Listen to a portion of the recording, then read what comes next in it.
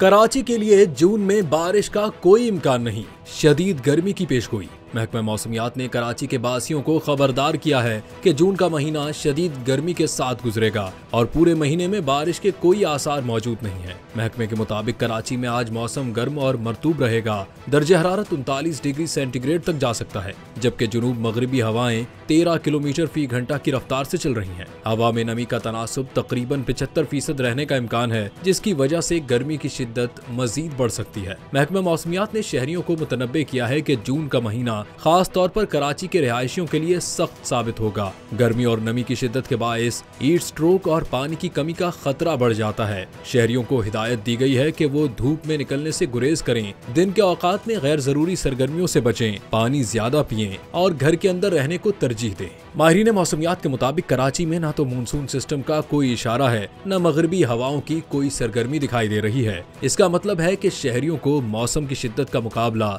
बगैर बारिश के करना पड़ेगा।